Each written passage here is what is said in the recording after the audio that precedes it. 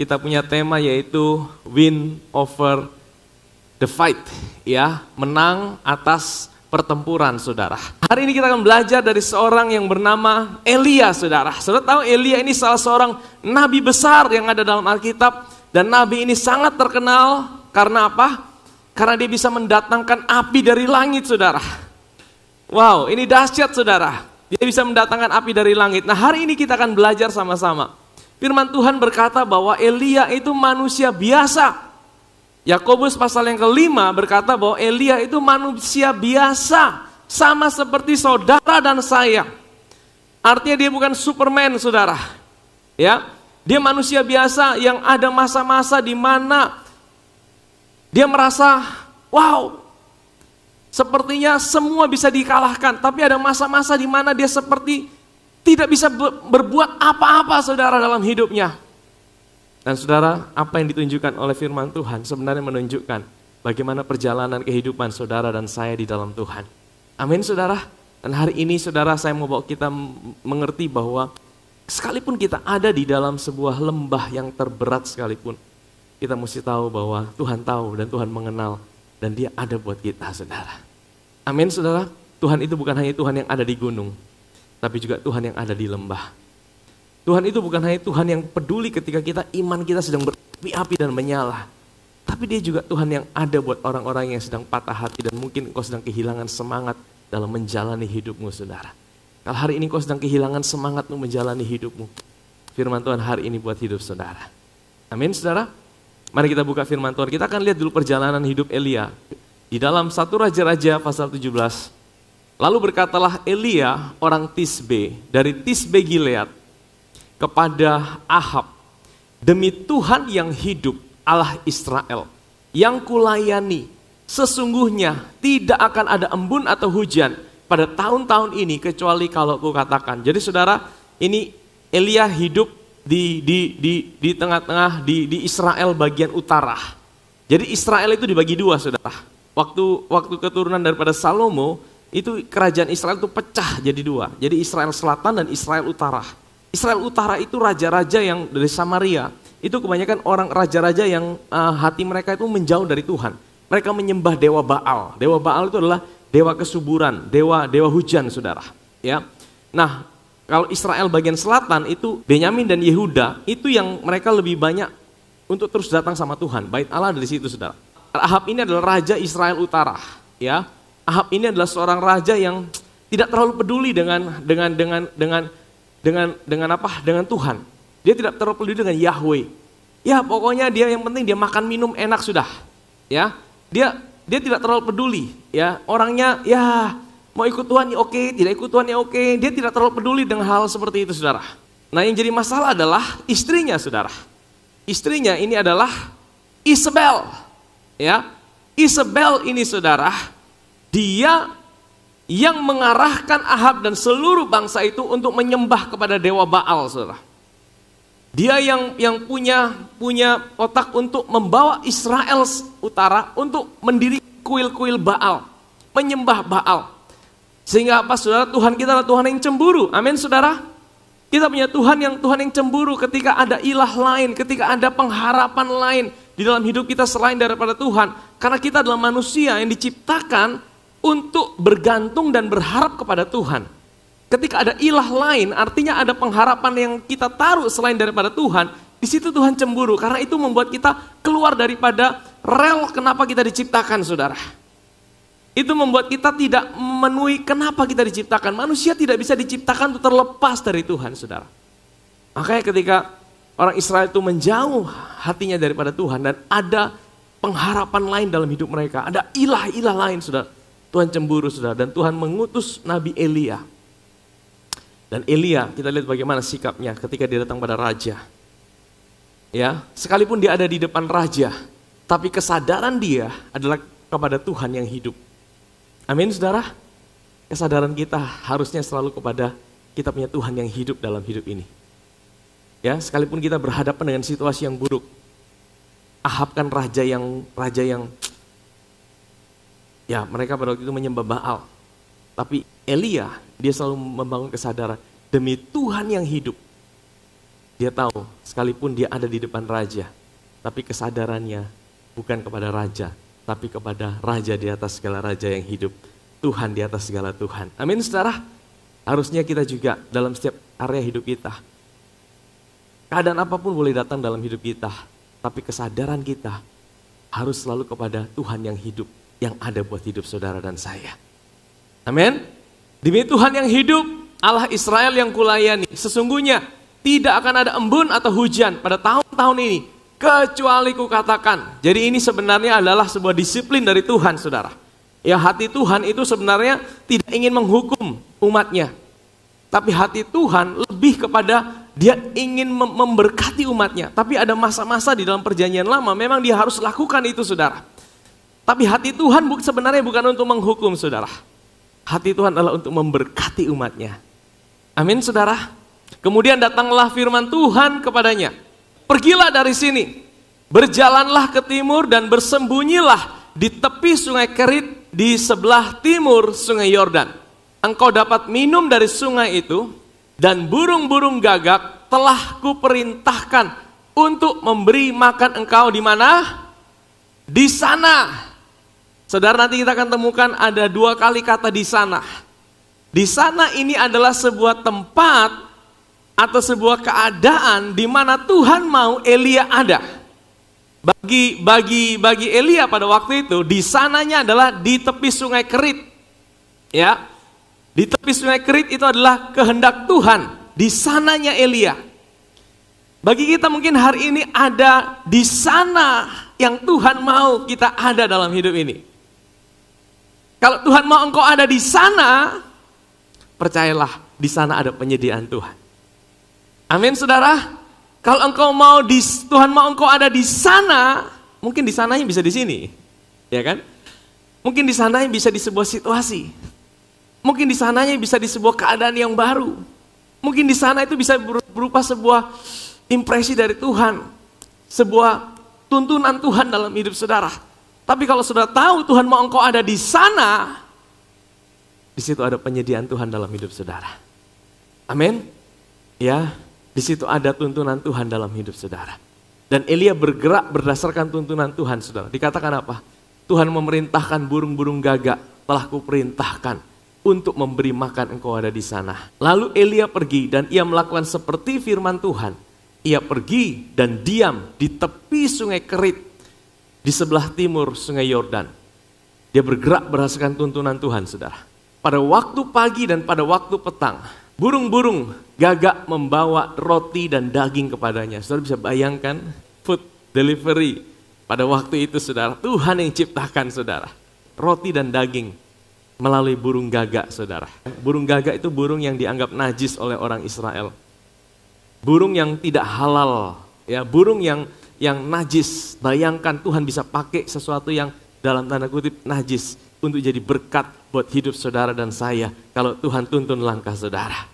Mungkin orang-orang yang saudara anggap, ini orang yang kan tidak kenal Tuhan, ini orang-orang yang tidak baik. Saudara bisa pakai setiap keadaan, mungkin dalam situasimu yang kalau Tuhan suruh engkau ada di sana, Tuhan bisa perlengkapi menjadi penyediaan dalam hidup saudara. Jangan pernah membatasi Tuhan. Amin, saudara. Ya, kalau dia bilang engkau ada di sana, temukan di sana buat kita tuh di mana, saudara. Di sana itu adalah tuntunan Tuhan dalam hidup kita. Amin, saudara. Tetapi sesudah beberapa waktu, sungai itu menjadi kering, sebab hujan tiada turun di negeri itu. Maka datanglah firman Tuhan kepada Elia, bersiaplah, pergi ke Sarfat yang termasuk wilayah Sidon, dan diamlah apa? Di sana. 2 kali kata di sana. Temukan di sana dalam hidup saudara. Kadang-kadang di sana dalam hidup saudara itu Tuhan bisa lakukan sesuatu yang, kok kalau memang Tuhan tuntun aku kok bisa kering ini ya. Kok bisa sungai itu bisa kering. Saudara, kadang-kadang Tuhan bisa keringkan sesuatu dalam hidup saudara supaya saudara dibawa Tuhan bergerak untuk sesuatu yang lebih lagi. Kadang-kadang Tuhan bisa buat situasi saudara. Kadang-kadang Tuhan bisa buat di dalam pekerjaan saudara. Kadang-kadang Tuhan bisa buat di dalam ada situasi hidupmu seperti kering. Supaya apa? Supaya engkau menemukan di sana yang Tuhan mau engkau ada di situ, saudara. Sungai Kerit itu dibuat kering, saudara. Bukan dibuat kering, memang hujan pada waktu itu sudah tidak ada. Dan Tuhan bilang, pergilah Elia. Aku sudah menyuruh seorang janda untuk mempersiapkan bagi engkau makanan. Bayangkan saudara, Tuhan sudah perintahkan seorang janda. Ya, tapi kira-kira janda itu tahu tidak bahwa dia diperintahkan? Tidak tahu saudara, buktinya apa? Kalau kita baca kisahnya seterusnya saudara. Sesudah itu ia bersiap lalu pergi ke Sarfat, setelah itu ia sampai ke pintu gerbang itu, tampaklah di sana seorang janda sedang mengumpulkan kayu api. Ia berseru kepada perempuan itu katanya, coba ambil bagiku sedikit air dalam geni supaya aku minum. Ia berseru lagi, cobalah ambil bagiku juga sepotong roti. Demi Tuhan Allahmu yang hidup, sesungguhnya tidak ada roti padaku sedikit pun, kecuali segenggam tepung dalam tempayan dan sedikit minyak dalam buli-buli. Dan sekarang aku sedang mengumpulkan 2-3 potong kayu api dan kemudian aku mau pulang dan mengolahnya bagiku dan bagi anakku. Dan setelah kami makan maka kami akan. Jadi janda itu ada tidak saudara? Dia tidak ada, dia cuma punya sepotong roti. Tapi Elia kemudian berkata, kita bisa baca saudara, saya percaya kita semua tahu kisahnya. Elia bilang, bikin dulu bagi aku. Jadi sebenarnya ya ini tindakan iman saudara. Iman Elia, dia suruh janda itu, bikin dulu bagi aku, kasih aku makan dulu. Ya, saudara, apapun yang kita taruh di hadapan Tuhan, sekecil apapun, saya percaya Tuhan tidak pernah membuat kita rugi. Amin saudara. Elia berkata, kasih dulu sama aku. Waktu Elia makan saudara, dan firman Tuhan berkata, minyak dalam buli-buli janda itu tidak pernah habis. Jadi pelihara 3,5 tahun. Orang-orang boleh kelaparan, tapi di rumah janda itu ada kelimpahan saudara. Di rumah janda itu ada penyediaan minyak, ada penyediaan roti. Ya, ada kelimpahan yang terjadi. Kalau engkau bergerak dalam tuntunan Tuhan, sekalipun mungkin situasi boleh sulit, tapi dalam hidupmu selalu ada penyediaan dari Tuhan. Amin saudara.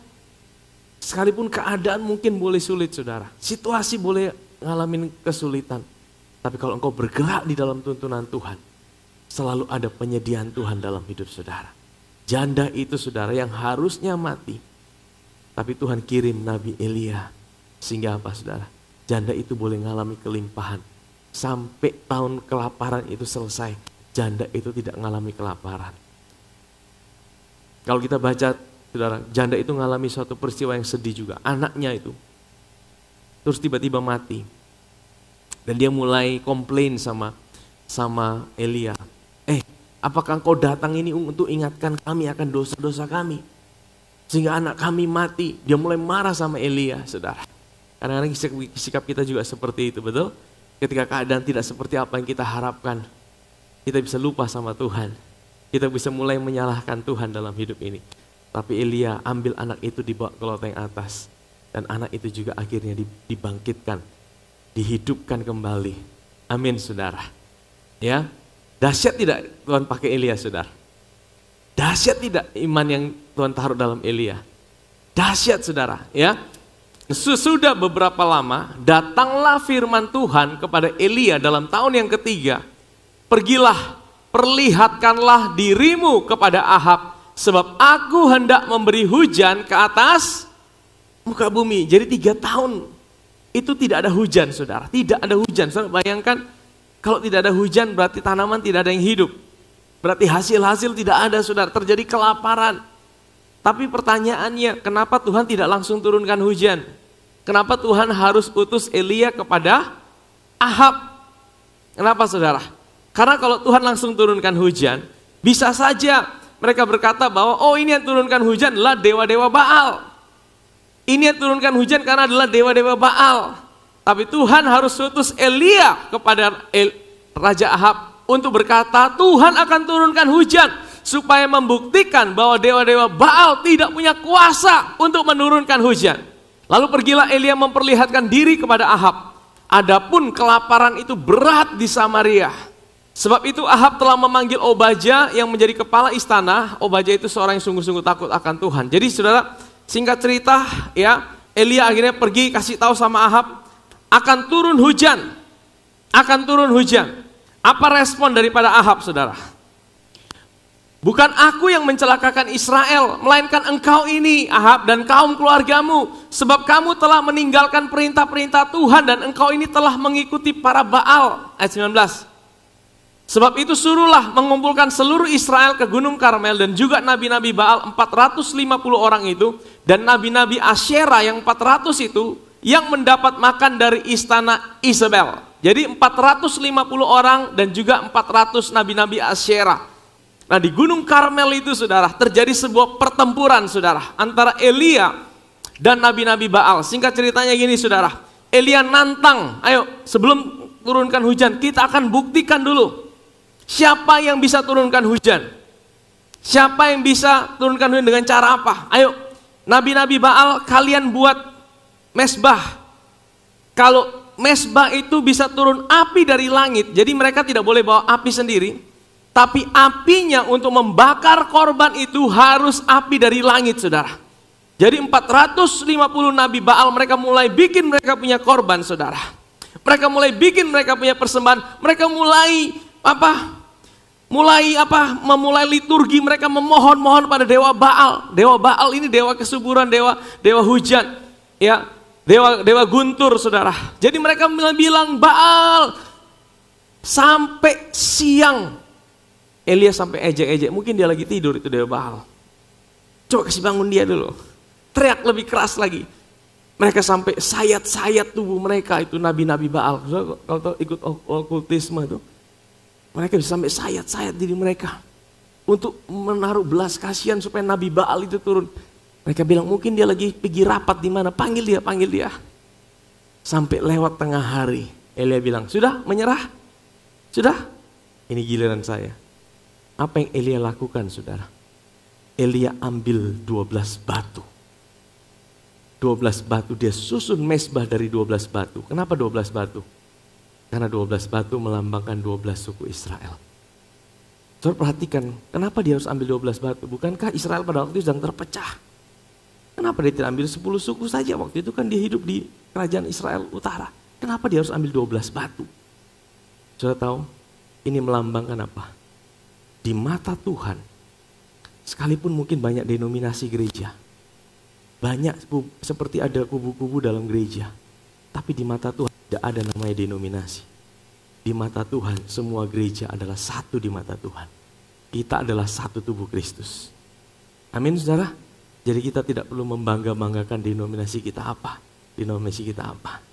Tapi yang pasti di mata Tuhan, Tuhan melihat kita satu. Sama seperti Elia waktu dia bikin itu 12 batu. Tuhan lihat, bukan Tuhan lihat 12 suku, tapi Tuhan lihat satu bangsa, yaitu Israel. Bangsa yang utuh di mata Tuhan. Amin saudara. Amin. Sehingga hari ini kita tidak lagi minta, Tuhan satukan kami. Gerejamu, denominasi tidak mungkin bisa bersatu. Karena denominasi buatan manusia. Tetapi kekristenan sebenarnya bukan soal denominasi. Tapi bagaimana kita dipersatukan oleh kematian dan kebangkitan Kristus. Hari ini kita menjadi satu tubuh. Yang mempersatukan kita adalah siapa? Adalah Kristus. Denominasi tidak mungkin bisa bersatu. Mau sampai kiamat pun denominasi tidak mungkin bisa bersatu, saudara. Karena denominasi buatan manusia. Kata Elia kepada seluruh rakyat itu, datang dekat kepadaku. Maka mendekatlah seluruh rakyat kepadanya, lalu ia memperbaiki mesbah Tuhan yang telah diruntuhkan. Jadi mesbah Tuhan sudah diruntuhkan zaman Ahab saudara. Ya, tapi Elia mengambil 12 batu menurut jumlah suku keturunan Yakub. Kepada Yakub telah datang firman Tuhan, engkau akan bernama Israel. Ia mendirikan batu-batu itu menjadi mesbah demi nama Tuhan.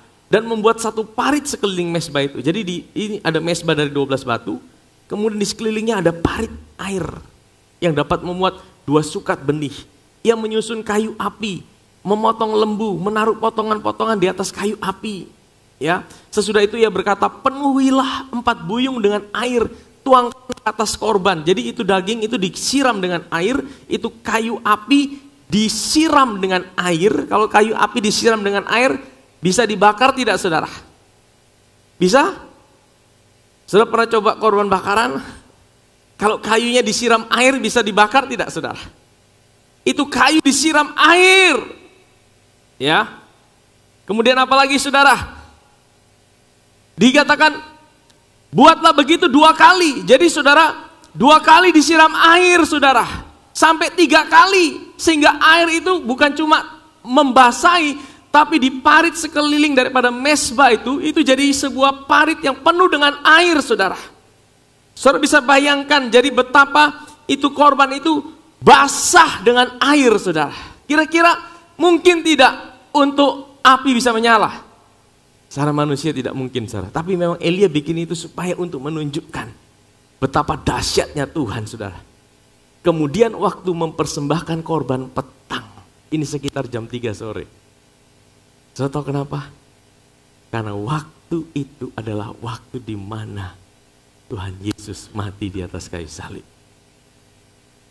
Waktu jam 3 petang, waktu di mana Yesus naik. Bukan naik, dia naik jam 9. Tapi dia mati jam 3. Pada waktu korban persembahan petang. Kebetulan? Tidak ada yang kebetulan saudara. Karena apa yang digambarkan di sini adalah sebenarnya gambaran tentang karya Kristus. Tapi kita akan melihat perbandingannya saudara. Tampilan Nabi Elia dan berkata, ya Tuhan, Yahweh Elohim, Abraham, Ishak dan Israel, pada hari ini biarlah diketahui orang bahwa Engkau Allah di tengah-tengah Israel dan bahwa aku ini hambamu dan bahwa atas firman-Mu lah aku melakukan segala perkara ini. Next. Jawablah aku ya Tuhan, jawablah aku supaya bangsa ini mengetahui. Jadi sudah tahu doa yang pasti dijawab sama Tuhan apa saudara? Kalau kita mau berdoa, ada satu pola yang diajarkan di sini. Doa kita itu adalah untuk kemuliaan nama Tuhan. Sekalipun doa kita itu adalah mungkin untuk pekerjaan saudara, mungkin untuk rumah tangga saudara, mungkin untuk karir saudara. Tapi doa saudara bilang Tuhan, jangan bilang Tuhan perbesar bisnisku supaya aku tambah makmur. Bukan cuma itu saudara. Tuhan perbesar bisnisku supaya nama Tuhan semakin dipermuliakan melalui bisnisku. Tuhan tingkatkan karirku. Tingkatkan pelayananku supaya apa? Melalui apa yang aku lakukan nama Tuhan dipermuliakan. Amin saudara. Ketika kita berdoa seperti itu, saya percaya doa itu dijawab sama Tuhan. Karena doa itu sesuai dengan kehendak Tuhan. Waktu Tuhan dimuliakan, saudara juga dapat bagiannya saudara. Kita tidak perlu ambil bagian Tuhan kemuliaan. Tapi Tuhan akan kasih itu. Bahkan hari ini kemuliaan dalam hidup saudara. Amin saudara. Jawablah aku ya Tuhan, jawablah aku. Supaya bangsa ini mengetahui bahwa Engkaulah Allah ya Tuhan. Engkaulah Elohim ya Yahweh. Dan Engkaulah yang membuat hati mereka tobat kembali. Next. Lalu turunlah api Tuhan menyambar habis. Apa yang disambar habis saudara? Yang pertama, korban bakaran yang pertama. Yang kedua, kayu api yang sudah kena air itu. Yang ketiga apa? Batu. Waktu saya selama ini baca saya tidak pernah ngeh. Ternyata itu api dari Tuhan bukan cuma bakar habis daging. Bukan cuma bakar habis kayu. Batu habis saudara. Saudara kalau bakar api di atas batu, batunya habis tidak? Batu tidak habis. Kalau batu merah malah lebih kuat dibakar dengan api saudara. Tapi ini api dari Tuhan, dia bukan cuma bakar dagingnya. Dia bukan cuma bakar kayu apinya. Bahkan sampai batu dan tanah itu habis. Saya bilang ini api dahsyat sekali saudara. Ini api ini saya belum pernah ketemu lihat api yang bisa bakar batu sampai batu itu tidak ada. Habis itu apa? Tidak kelihatan ada batu lagi saudara. Saya bisa bayangkan betapa dahsyatnya api yang dari Tuhan. Bahkan air yang dalam parit itu habis dijilatnya. Air bisa habis saudara. Betapa dahsyatnya. Saudara tahu ini gambaran dari penghukuman. Penghukuman. Tuhan itu adalah Tuhan yang adil. Setiap dosa itu harus dihukum. Tapi Tuhan juga Tuhan yang penuh dengan kasih. Dia tidak menghukum saudara. Tapi hukuman harus dijalankan. Maka ada yang harus menggantikan saudara. Di dalam perjanjian lama, mereka digantikan dengan korban-korban. Korban-korban itu yang dipersembahkan di hadapan Tuhan. Dan api Tuhan membakar habis itu korban-korban. Supaya apa? Supaya orang Israel bisa diberkati saudara. Tapi saudara lihat saudara, ya, apinya penghukuman dari Tuhan itu begitu dahsyat. Artinya kita punya Tuhan yang memang adil saudara. Sehingga kalau ada yang berkata, Tuhan itu tidak mungkin murka. Memang hari ini Tuhan tidak lagi murka sama kita. Karena apa? Penghukumannya sudah diturunkan pada Yesus 2000 tahun yang lalu. Saudara bandingkan dengan apa yang terjadi. Ketika Yesus naik di atas kayu salib saudara. Yesus adalah korban itu. Ya, api dari sorga turun. Murka Allah. Yesus berkata, Eloi, Eloi lama sabatani. Allahku, Allahku, kenapa engkau tinggalkan aku? Pada waktu itu dia mengalami sebuah keterpisahan sementara dari Bapaknya. Kenapa? Karena dia harus menanggung semua dosa kita. Dan jam 3 itu saudara, dia ambil semua murka, itu seperti api yang turun. Cuma yang membedakan adalah, kalau di dalam perjanjian lama, penghukuman itu lebih besar daripada korbannya, daripada mesbahnya.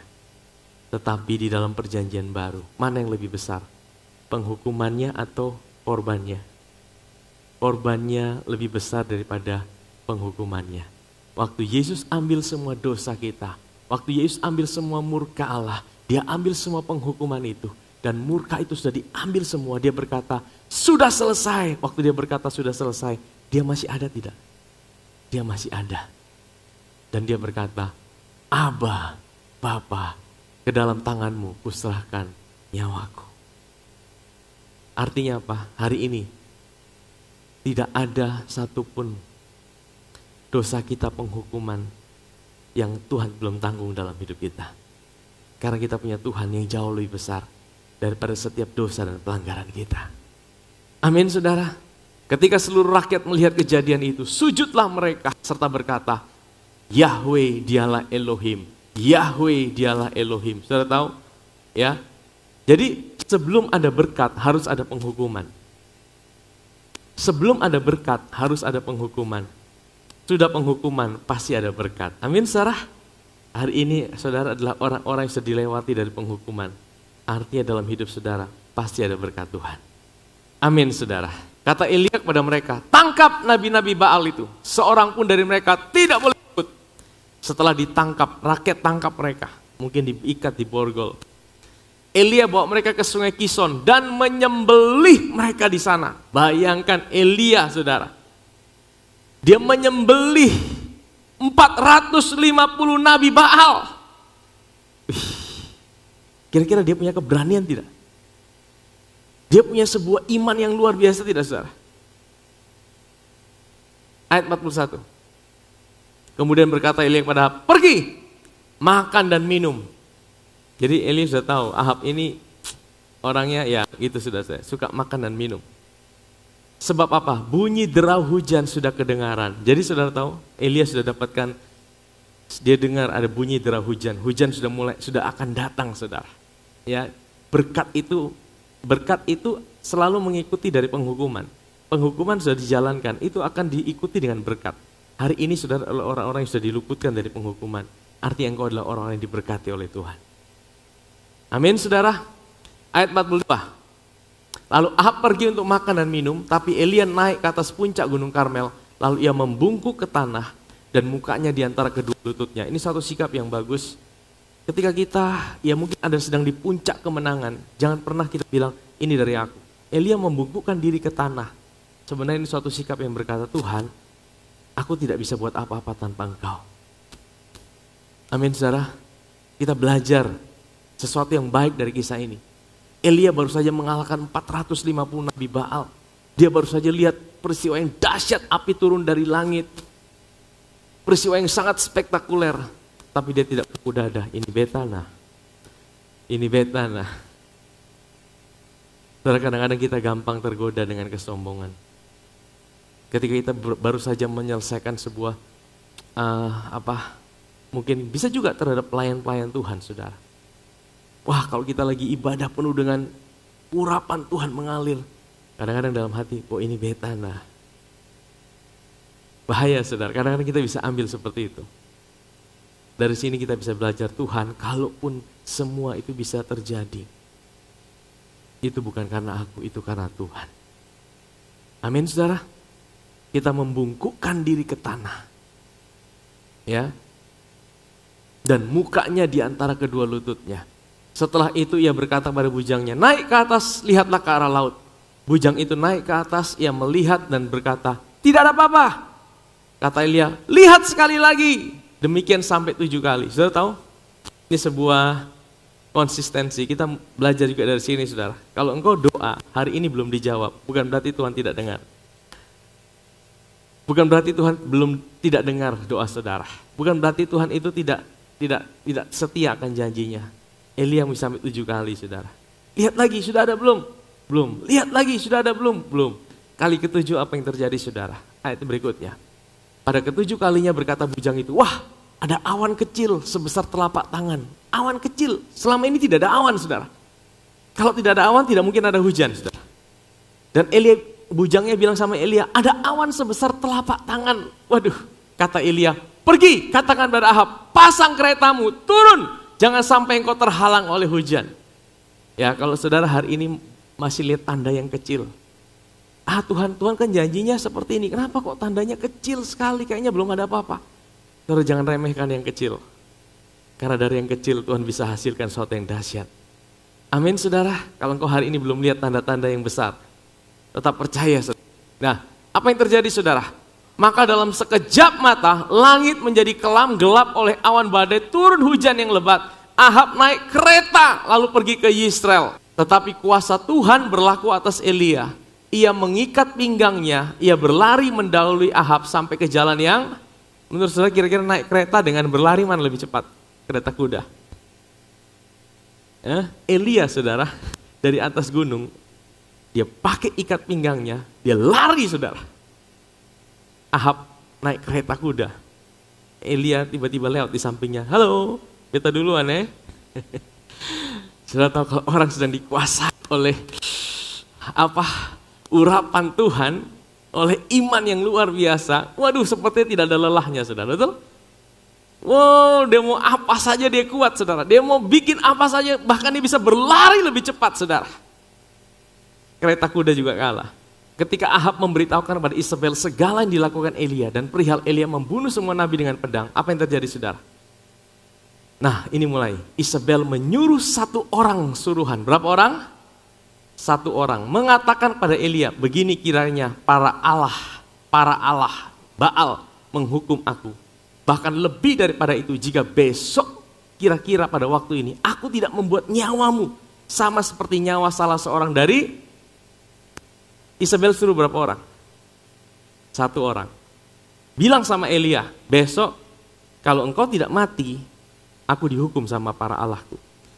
Kira-kira kalau saudara jadi Elia yang baru mengalahkan 450 Nabi Baal disembelih. Saudara takut tidak? Takut tidak? Kok ini cuma perempuan 1 orang sah. Apa hebatnya dia? Kok ini 450 orang saja beta bisa bunuh. Beta bisa turunkan api dari langit. Kok ini cuma 1 orang sah. Apa hebatnya dia? Kira-kira kalau saudara jadi Elia, bagaimana respon saudara? Bagaimana? Wih, gampang, tak usah peduli. Besok dia mati. Gitu kira-kira ya. Tapi saudara lihat apa respon Elia. Maka apa? Takutlah Elia. Lalu bangkit dan berdiri dan bangkit dan pergi. Pergi kemana saudara? Bukan pergi ke sana yang pasti. Ingat tadi di awal ada 2 kali kata di sana.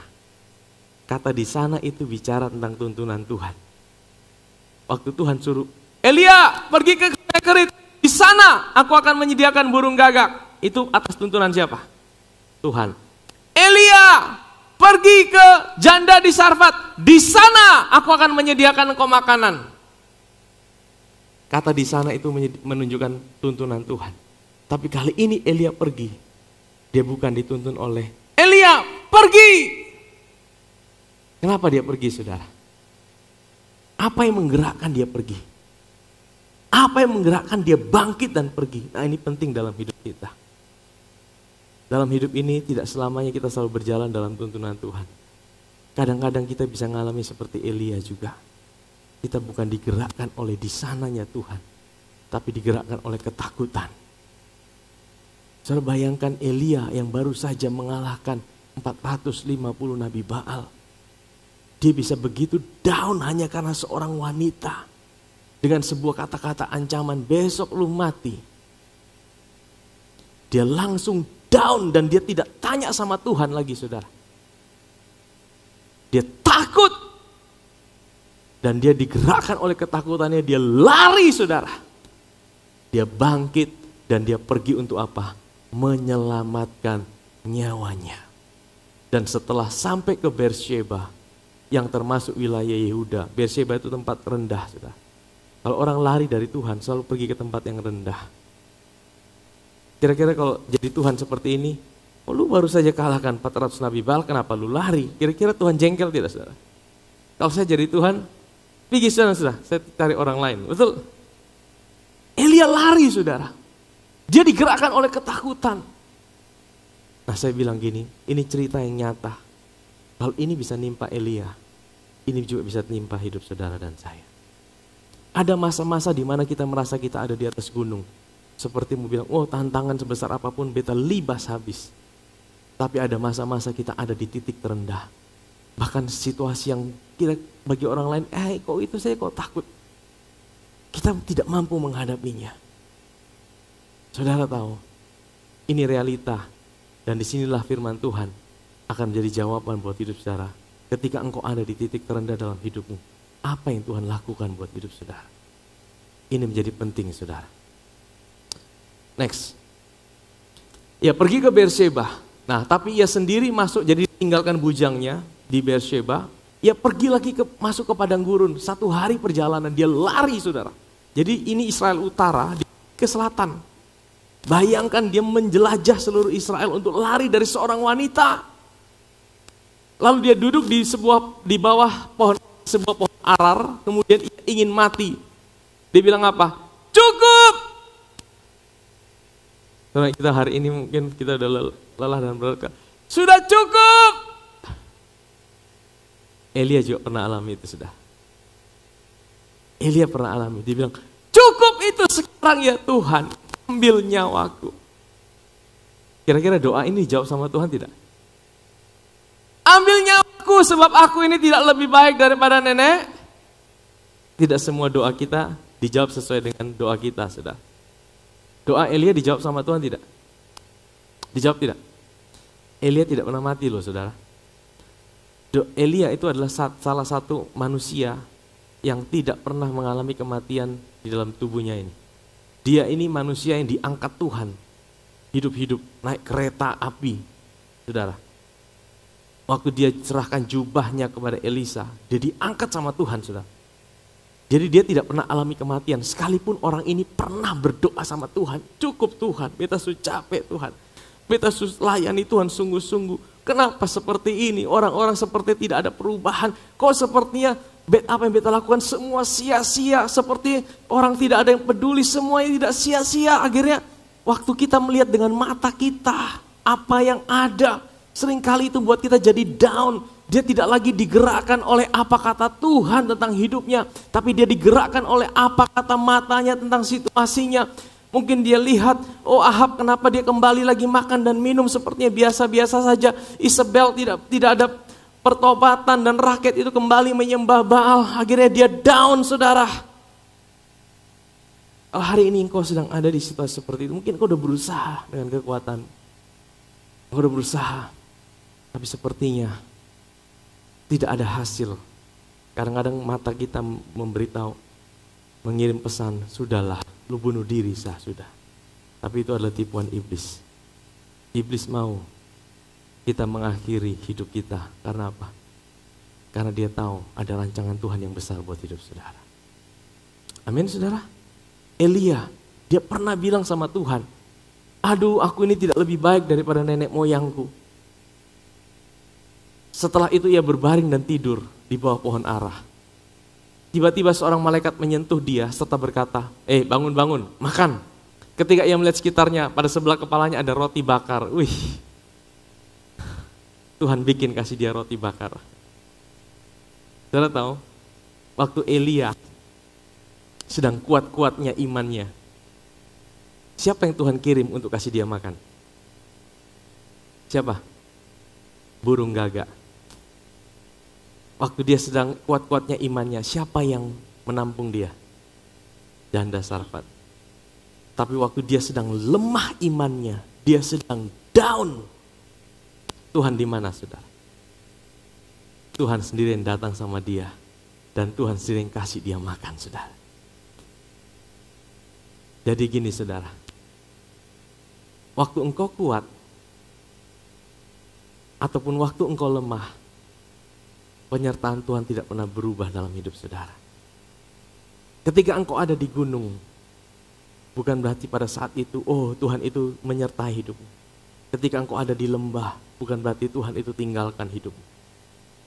Saudara, mau engkau ada di gunung, mau engkau ada di lembah, penyertaan Tuhan tidak pernah berubah dalam hidupmu. Justru ketika engkau ada di lembah, dia seperti bilang, hari ini aku sendiri turun tangan. Kalau Elia, waktu dia imannya kuat, dia kirim burung gagak. Tapi waktu Elia imannya down, Tuhan sendiri datang sama dia. Ini beta buat kasih lu roti bakar. Makan ini roti bakar. Wah, saya renungkan ini, Tuhan engkau baik, engkau dahsyat. Ada masa-masa di mana kita merasa kita lemah. Ada masa-masa di mana kita merasa tidak mampu.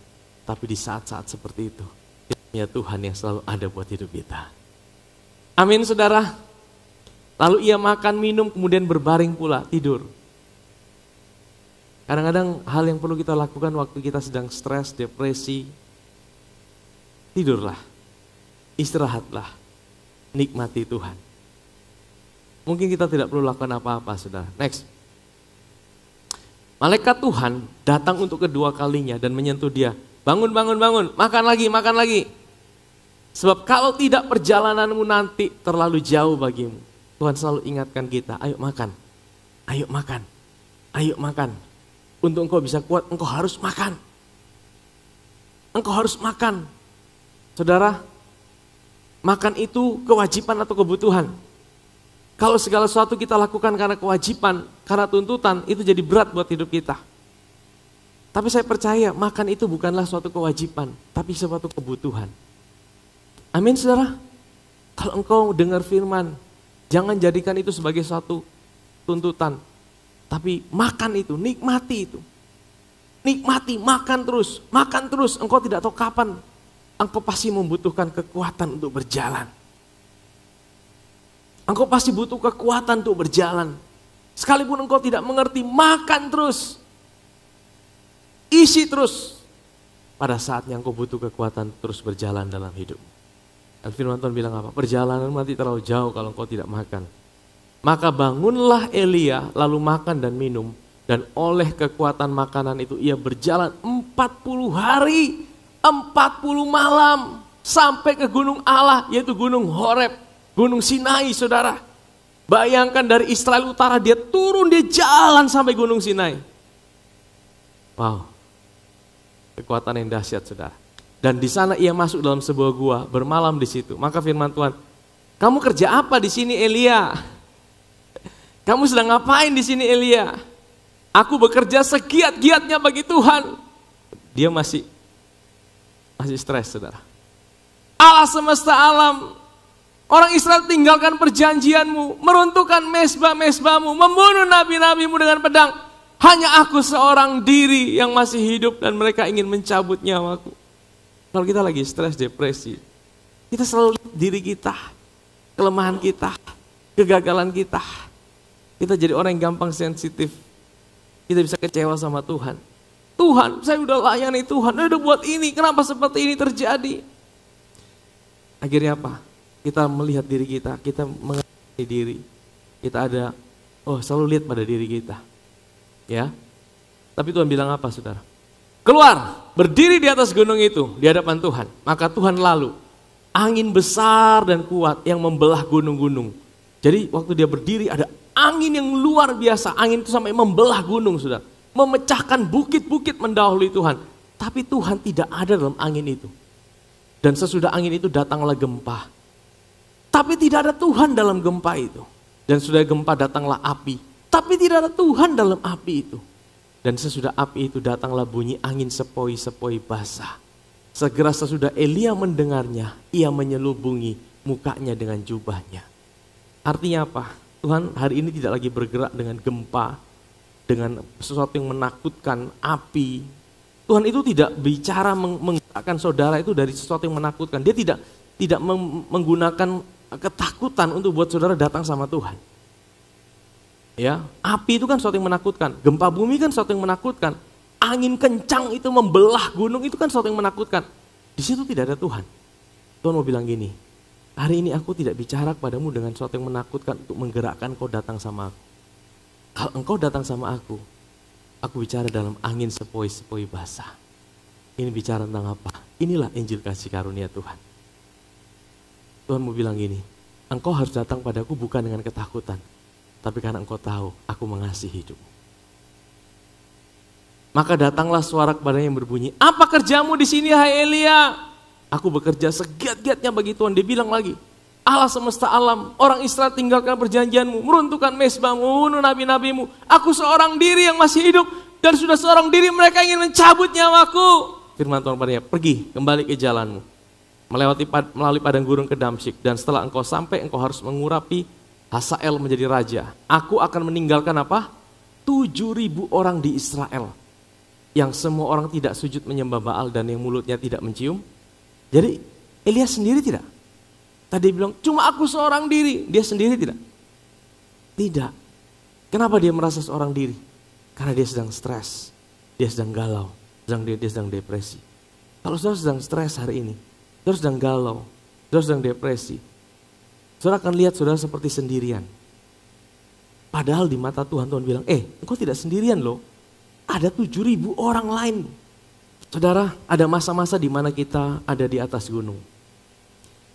Ada masa-masa kita ada di lembah. Dan Tuhan tidak pernah bawa kita ke lembah sebenarnya. Mazmur Daud bilang gini, Tuhan gembalaku, takkan meninggalkan aku. Ya kan? Takkan kekurangan aku. Kemudian ada satu ayat bilang, sekalipun aku yang berjalan dalam lembah kekelaman. Saudara tahu, Elia itu masuk lembah kekelaman, Tuhan yang suruh atau dia bergerak sendiri? Dia bergerak sendiri. Dia bukan digerakkan oleh di sananya Tuhan. Tuhan tidak bilang, Elia engkau pergi ke sana, ke Gunung Horeb. Nanti di sana aku menyediakan. Tidak saudara. Dia bergerak oleh karena ketakutannya. Kalau saudara digerakkan oleh ketakutan dan sudah buat keputusan dalam hidupmu. Kalau engkau mau buat keputusan-keputusan yang penting dalam hidup ini. Kalau engkau sedang emosi ketakutan, minta Tuhan tenangkan hatimu, tenangkan dirimu. Sampai kau rasa ada damai sejahtera Tuhan. Dan kau harus memutuskan sesuatu. Biarkan Tuhan menuntun engkau ada di sananya Tuhan. Bukan berdasarkan ketakutan yang sedang kau hadapi. Tapi kalau engkau ada di lembah sekalipun. Karena kesalahan-kesalahan yang kau buat dalam hidup ini. Karena kebodohan-kebodohan yang mungkin kau lakukan. Kita punya Tuhan. Yang bukan hanya ada di atas gunung. Dia Tuhan yang ada di lembah. Dia Tuhan yang ada. Bahkan waktu Elia imannya kuat-kuatnya. Dia utus burung gagak. Tapi waktu imannya sedang down. Dia tidak mampu. Bahkan dia mau bunuh diri. Tuhan sendiri datang sama dia. Bangun-bangun Elia. Makan. Hari ini ada di posisi mana hidup? Apakah engkau sedang ada di gunung? Atau hari ini engkau ada di lembah? Engkau berkata Tuhan. Aku udah capek Tuhan. Aku menyerah. Aku tidak mampu, aku lihat situasi keadaanku seperti tidak ada pengharapan. Tapi datang sama Tuhan. Dia Tuhan yang ada buat hidup saudara. Dia Tuhan yang ada di lembah buat hidup saudara. Dia Tuhan yang ada buat hidup saudara. Bahkan dia tidak pernah berhenti mengingatkan saudara, ayo makan, ayo datang padaku, ayo nikmati aku. Terima kasih Tuhan, terima kasih Tuhan.